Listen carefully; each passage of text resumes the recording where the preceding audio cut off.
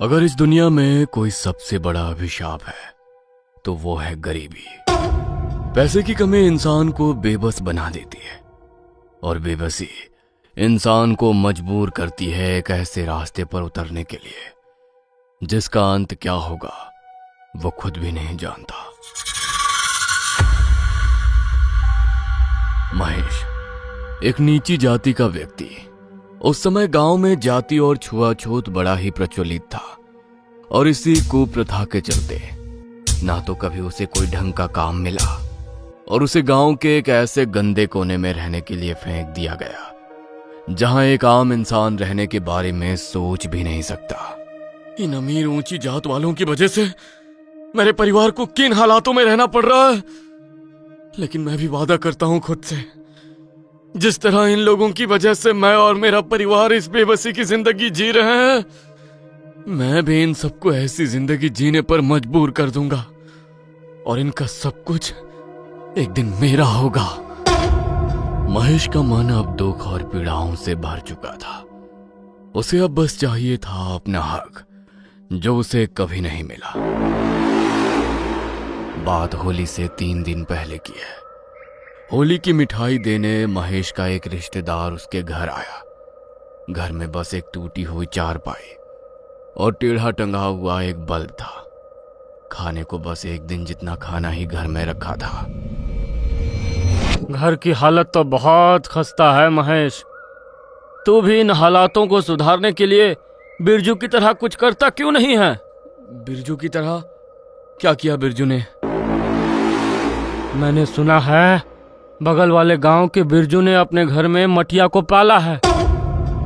कर्ज में डूबकर मरने की कगार पर आ गया था वो, लेकिन 3 महीनों में उसकी किस्मत ऐसी पलटी, सारा कर्जा भी उतार दिया और गांव का सेठ आदमी बनकर घूम रहा है वो अब। सुनने में तो यही आया है कि मटिया ने उसके दिन पलट दिए। अच्छा, कहाँ मिलता है ये, मुझे भी बता। वो सब मैं नहीं जानता, बस जो पता था तुझे बता दिया। गया होगा किसी बेंगा के पास। अच्छा, अब मैं चलता हूँ, और जगह भी मिठाई देने जाना है। मदन तो वहां से चला गया, लेकिन महेश के जहन में वो छोड़ गया उस एक शब्द को, मटिया। मटिया के बारे में जानने के लिए अब वो बाबाओं और बैगा के पास भटकने लगा और आखिरकार एक दिन उसे वो बैगा मिला जो उसे वो देने वाला था जिसकी उसे इतने दिनों से इच्छा थी। तू जितना सोच रहा है ये उतना सरल नहीं है। मटिया को घर में पालना कोई खेल नहीं है। एक बार मटिया को अपने घर में प्रवेश करने की आज्ञा दी तो फिर तू कभी उसके नियमों के विरुद्ध नहीं जा सकता, और अगर तूने ऐसा करने की कोशिश की तो मैं भी नहीं जानता वो तेरे साथ क्या करेगा। मैं सब करने को तैयार हूं बाबा। आगे जो भी हालात होंगे आज से तो बेहतर होंगे। अभी तो मरने की कगार पर आ चुका हूं मैं। अब तो मटिया ही मेरे दिन सुधार सकता है। ठीक है, तो अब मैं तुझे मटिया के जो नियम बताने वाला हूं उन्हें ध्यान से सुनना। मटिया के अलावा तू अपने घर में किसी भी देवी देवता की ना तो पूजा करेगा ना उन्हें अपने घर में स्थान देगा। मटिया जो भी तुझसे करने को कहेगा उसकी हर इच्छा तुझे उसी वक्त पूरी करनी होगी। वो तेरे सपने में आकर तुझे अपनी इच्छाएं बताएगा और जैसे जैसे तू उसकी इच्छाएं पूरी करता जाएगा वैसे वैसे वे गांव के ऊंची जात के अमीरों का धन और सुख समृद्धि लाकर तुझे देगी और तेरी दरिद्रता और दुख उन्हें मिलता जाएगा। मुझे मंजूर है। तो ठीक है, 2 दिन बाद अमावस है। अमावस की रात मैं तेरे घर एक विशेष पूजा करके मटिया को तेरे घर में बुलाऊंगा। उसके बाद तू जो चाहे उससे मांग सकता है। 2 दिन बाद अमावस की रात को बैगा महेश के उस एक कमरे के घर में दाखिल हुआ। उसने वहां सफेद रंग से एक गोल घेरा बनाया और उसके बीचों बीच यज्ञ कुंड जलाकर वहां बैठ गया। उसने अपने झोले से मिट्टी की एक बोनी गुड़िया निकाली जिसके सर पर लंबे बाल थे और रंग बिल्कुल काला था। उसने महेश की हथेली पर एक चीरा लगाया और उस गुड़िया पर महेश के रक्त का छिड़काव करके पूजा करनी शुरू की। लगभग 2.5 घंटे बाद वो पूजा संपन्न हुई और पूरे घर में एक अजीब सी ठंडक फैल गई। बैगा ने अपना झोला उठाया और महेश की ओर मुस्कान देकर वहां से चला गया। अभी तक घर में सब कुछ सामान्य था। बैगा के जाने के बाद वो सब सो गए, मगर सोने के थोड़ी देर बाद ही महेश को अपने सपने में मटिया दिखाई दी, जिसका रूप और काठ ही हूबहू उसी मिट्टी की गुड़िया जैसे थे। भूख लगी है मुझे, मांस चाहिए, कच्चा मांस ला कर दे मुझे, ज्यादा समय नहीं है तेरे पास। मटिया का रूप बेहद आक्रामक था। महेश अचानक से घबराते हुए नींद से उठा। मांस, इतनी रात गए मांस कहां से लेकर आऊंगा मैं इसके लिए? तभी महेश के घर के बाहर बंधी बकरी जोर जोर से आवाज करने लगी, जैसे मटिया खुद महेश को वो संकेत दे रही हो। उस बकरी को महेश ने अभी कुछ समय पहले ही पाला था। वो उसे मारना तो नहीं चाहता था, लेकिन उसका मांस मटिया को खिलाने के अलावा उसके पास दूसरा कोई चारा नहीं था। वो बाहर गया और कुछ देर बाद बकरी की जोरदार चीख वहां सुनाई दी। इसे खाकर अपनी भूख मिटा लो, स्वीकार कर लो इसे। महेश के इतना कहते ही उसकी आंखों के सामने से वो सारा मांस जैसे कहीं गायब हो गया। महेश की आंखें डर से चौंधिया गई, मगर मटिया से अपनी इच्छा पूर्ति का लालच भी अब उसकी आंखों में चमक उठा। अगली सुबह माला दौड़ती हुई अंदर आई और हड़बड़ाते हुए उसने महेश को जगाया। अरे अरे जल्दी उठो, देखो बाहर क्या हो गया है, हमारी चुन्नी को मार डाला किसी ने। महेश बौखलाते हुए उठा और बिना कुछ बोले माला के साथ बाहर आंगन में आ गया, जहां चुन्नी की हड्डियों का ढेर पड़ा था, मगर उसके साथ ही एक काले कपड़े में लिपटी हुई कोई चीज भी रखी थी। महेश ने वो उठाया और माला का हाथ पकड़कर उसे घर के अंदर ले आया। क्या है इसमें? खोलता हूं। महेश ने उस काले कपड़े की गांठ खोली तो उसके अंदर एक बेहद सुंदर बक्सा था और बक्से के अंदर थे पूरे 1 लाख रुपए। इतने सारे पैसे कहाँ से आए ये? किसी से उधार लिए क्या?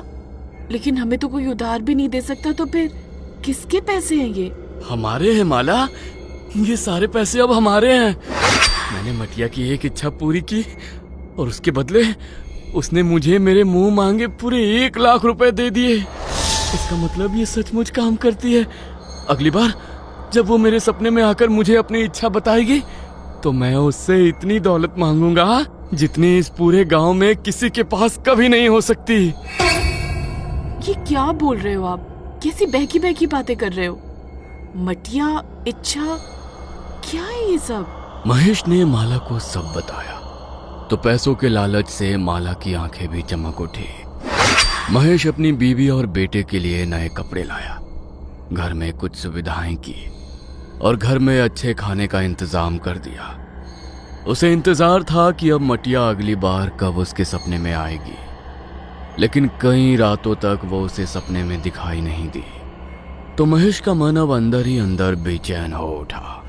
ये मटिया मुझे सपने में आकर अपनी इच्छा क्यों नहीं बता रही है? मुझे तुम्हारी मदद की जरूरत है। मुझे सपने में आकर मुझे अपनी इच्छा बताओ। अगर मुझसे कोई गलती हुई है तो माफी मांगता हूं मैं तुमसे।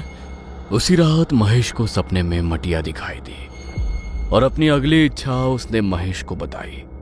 महेश जल्दी से उठा और उसने अपनी पत्नी को जगाया।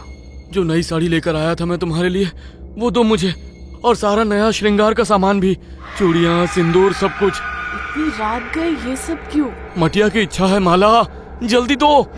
माला ने उसे नई लाल साड़ी और सारा श्रृंगार का सामान दिया। महेश ने घर के पिछले हिस्से में मटिया को स्थान दिया था। उसने वहां जाकर वो सारा सामान मटिया को अर्पित कर दिया और अपनी इच्छा बोलकर वहां से आ गए।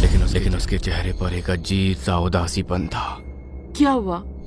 इच्छा पूरी कर तो दी आपने मटिया की, तो चेहरे पर चिंता कैसी है आपके? मटिया ने सिर्फ तुम्हारा नया श्रृंगार का सामान नहीं, बल्कि तुमसे तुम्हारा श्रृंगार छीन लिया है।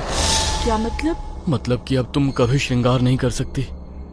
तुम्हें हमेशा के लिए अपना सारा श्रृंगार त्यागना होगा, और अगर तुमने ऐसा नहीं किया तो मटिया हमारे घर से चला जाएगा।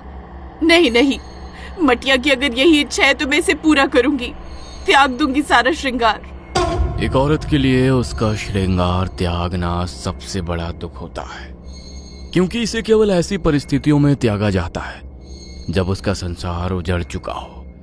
लेकिन पैसों के लालच के चलते वो उसकी हर इच्छा मानने को तैयार थे।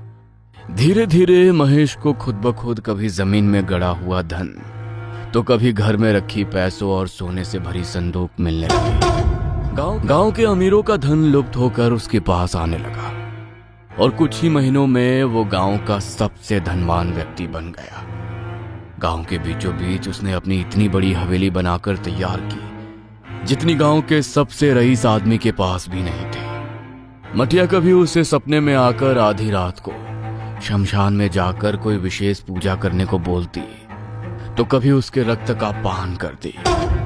गांव वालों ने भी बहुत बार उसे कभी उसकी छत पर तो कभी शमशान में अजीब तरह की पूजा करते हुए देखा और धीरे धीरे ये बात पूरे गांव में फैल गई। गांव के चौराहे पर कुछ लोग जमावड़ा लगाए बैठे थे और सबकी जुबान पर सिर्फ महेश का नाम था। ना जाने कौन सी काली विद्या सीख ली है इसने। यहाँ हम दिन पर दिन गरीब होते जा रहे हैं और इसके घर में धन के भंडार भरते जा रहे हैं। 1 साल के भीतर कितने नए व्यवसाय खोल चुका है ये। इससे एक बार अच्छी तरह बात करनी ही पड़ेगी, वरना हम बिल्कुल खाली हो जाएंगे। गांव के वो लोग जिनका कुछ समय पहले दबदबा चलता था और आज वो कंगाली की कगार पर आ चुके थे, महेश के घर पहुंचे, मगर उसके घर की चकाचौंध देखकर उनके पैरों तले से जमीन खिसक गई। क्या करने आए हो तुम लोग यहाँ पर? मेरे घर में कदम रखने की हिम्मत कैसे हुई तुम्हारी? सच सच बता महेश, आखिर कौन सी काली विद्या का सहारा लेकर कर रहा है तू ये सब? हम अच्छी तरह जानते हैं तेरे पास जो धन आया है वो हमसे छीना है किसी शक्ति ने और तुझे दिया है। बंद कर दे ये सब करना, वरना ठीक नहीं होगा। बस बहुत हो गया। अगर तुम जानते ही हो कि यह सब मैंने किसी काली शक्ति के जरिए किया है तो यह भी समझ जाओ कि अगर मैं उसके जरिए तुमसे तुम्हारा सब कुछ छीन सकता हूं तो तुम्हें नुकसान पहुंचाना भी मेरे लिए कोई मुश्किल काम नहीं है। तेरा अहंकार और लालच तेरे सर पर चढ़ गया है, लेकिन एक बात याद रख महेश, ज्यादा अहंकार और लालच इंसान को विनाश की तरफ ले जाता है। तेरा समय भी आएगा, जरूर आएगा। महेश को उसकी कही हुई बातें बर्दाश्त नहीं हुई और उसने सोचा कि एक एक करके वो इन सब गांव वालों का विनाश कर देगा। अगली अमावस की रात मटिया फिर से उसे सपने में दिखाई दिया और उसने महेश के सामने अपनी ऐसी इच्छा व्यक्त की जिसे पूरा करने के बारे में सोचकर ही महेश की रूह कांप गई। महेश डर से भरे चेहरे के साथ नींद से उठ खड़ा हुआ। नहीं, तुम्हारी इच्छा पूर्ति के लिए अपने बेटे को नहीं मार सकता मैं। नहीं करनी मुझे अपने कोई और इच्छा पूरी, नहीं करनी। महेश को लगा कि अगर वो मटिया से आगे कोई इच्छा नहीं मांगेगा तो उसे उसकी इच्छा भी पूरी नहीं करनी पड़ेगी। मगर मटिया को जो अपने घर में स्थान देता है उसकी हर इच्छा की पूर्ति करना उसके लिए अनिवार्य बन जाता है, वरना उस वरदान को अभिशाप बनने में ज्यादा समय नहीं लगता। अगली सुबह महेश के कानों में एक जोरदार चीख सुनाई दी। वह हड़बड़ाते हुए उठकर दूसरे कमरे में गया तो उसकी पत्नी बिलख बिलख कर रो रही थी, क्योंकि मटिया ने जो मांगा था वो उसे ले जा चुका था। महेश का बेटा मारा गया और उस दिन के बाद धीरे धीरे उसकी सारी संपत्ति भी उससे छीनने लगी। उसकी पत्नी बहुत बीमार पड़ गई और बड़े से बड़े डॉक्टर ने भी उसका इलाज करने से मना कर दिया। मटिया भी अब उसे सपने में दिखाई नहीं देता। महेश जानता था कि ये सब उसी की वजह से हो रहा है। उसने बहुत बार बहुत से तांत्रिकों से उस मटिया से अपना पीछा छुड़ाने की कोशिश की, लेकिन कोई भी ऐसा नहीं कर पाया और उसका अंत वही हुआ जो होना तय था।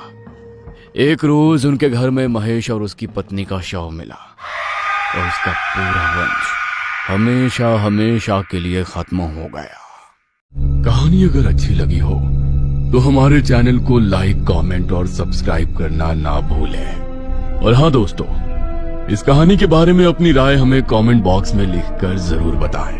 हम जल्द ही हाजिर होंगे एक नई कहानी के साथ।